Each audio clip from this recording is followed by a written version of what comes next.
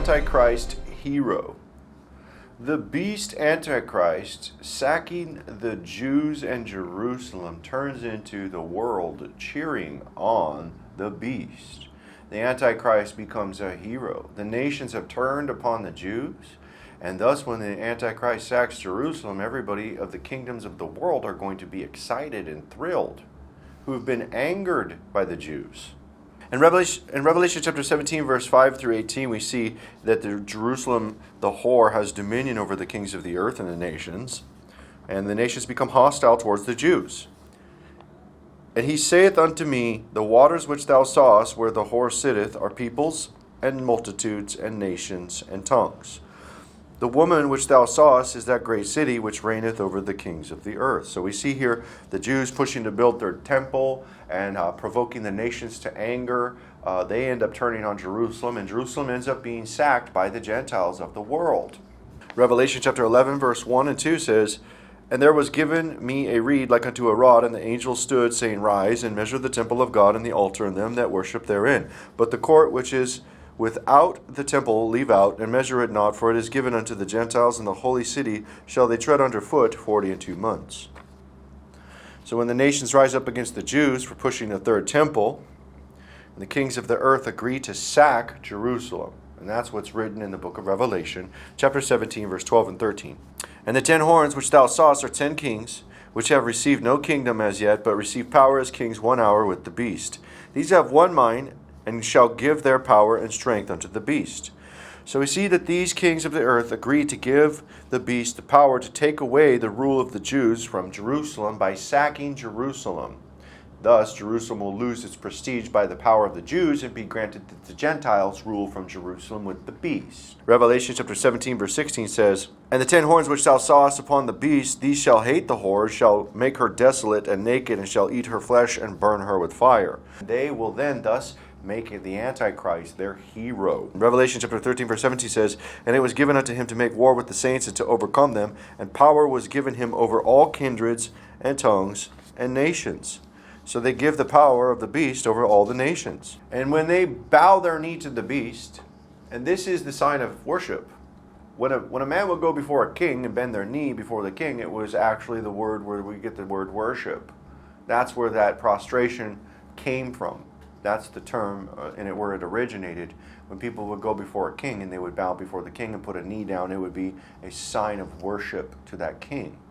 And so when we see the word worship in the prophecies, it's not like somebody raising their hands and closing their eyes and worshiping like Christians worship. What ends up occurring is it's just meaning that you're submitting to the kingship of that leader and bowing before that leader as a ruler. And that's why it says in the book of Exodus chapter 20, in verse 4 and 5, it talks about the idols and the images when the people would bow before them. They would show homage by bowing before the idol. And that's being done today through different idols, but in essence, that's the same thing that they'll do to the beast, the king. He will end up having his people that he has dominion over bow before him as a king. Revelation chapter 13, verse 18 says, And all that dwell upon the earth shall worship him, whose names are not written in the book of life of the Lamb slain from the foundation of the world. They all submit to his kingship. They submit by bending their knee to him in adoration. And all those peoples, nations, and languages in whom the beast has power over, that they follow him in his adoration, they will be angry at the prophets prophesying against the beast and his kingdom. They will be angry. And so they will rejoice at the death of the prophets, those people of the nations, kindreds, and tongues. Revelation chapter 11, verse 9 says this, And they of the people and kindreds and tongues and nations shall see their dead bodies 3 days and a half, and shall not suffer their dead bodies to be put into graves. These are the same people that the beast has power over in Revelation chapter 13, verse 7, where it says, And it was given unto him to make war with the saints and to overcome them, and power was given him over all kindreds and tongues and nations. And these are the people who rejoice at the death. At Revelation chapter 11, verse 10, it says, And they that dwell upon the earth shall rejoice over them and make merry, and shall send gifts one to another, because these two prophets tormented them that dwelt on the earth. So in essence, when you oppose their world hero, they're going to vilify you. They're going to say all manner of evil against you. They're going to say that you are extremist, that you're part of an end times apocalyptic cult, by pointing fingers at their hero and how dare you. And they're going to rejoice at your death. That's the way it works. Revelation chapter 13 says, "And they worshiped the dragon which gave power unto the beast, and they worshiped the beast, saying, Who is like unto the beast, who is able to make war with him?" The rise of the Antichrist and his military might. They cannot imagine what they have awakened. They cannot conceive of the army that they have arisen in all of us. You have no idea the dragon you have awakened. The dragon you have awakened. The dragon you have awakened. You have no idea how determined we will be to save this civilization, to save the West. Revelation chapter 13 verse 4, "And they worshiped the dragon which gave power unto the beast, and they worshiped the beast, saying, Who is like unto the beast, who is able to make war with him?"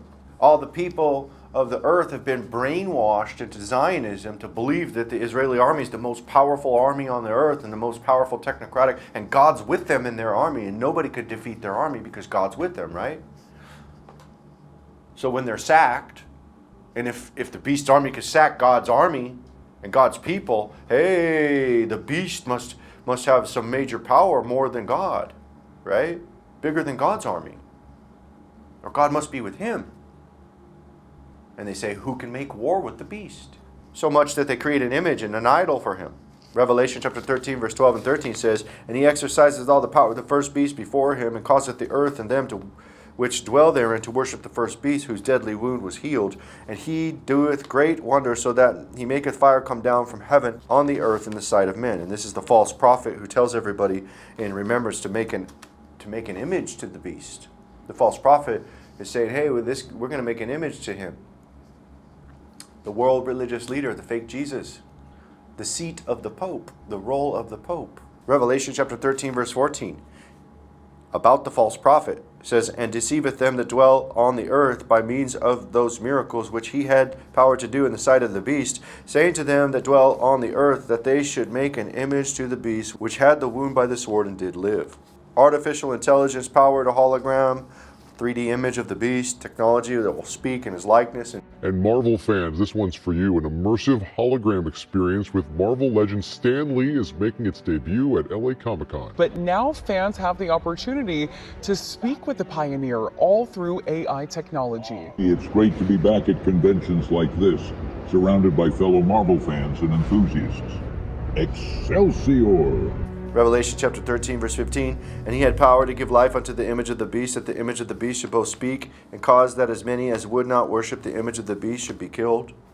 What you will see is that same one, the same false prophet who helps create this idol, this artificial intelligence powered image that can speak and decree religious laws, this image will have artificial intelligence regulations set upon religious standards set forth by that Pope, by that false prophet.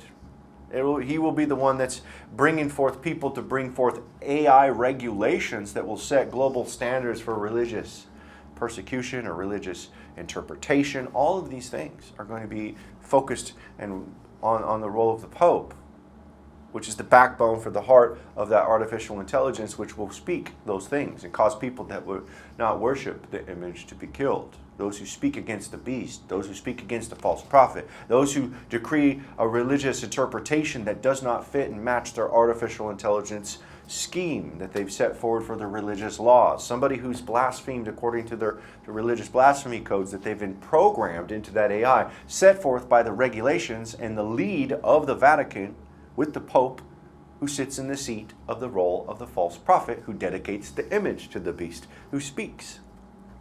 All of this is here. It's ready. We're on the door. We're right at the door. We're right on the doorstep. The world will take their Antichrist hero and follow him. And those who oppose will be with us under the banner for the 1260 days. And this is the prophecy of the Antichrist hero.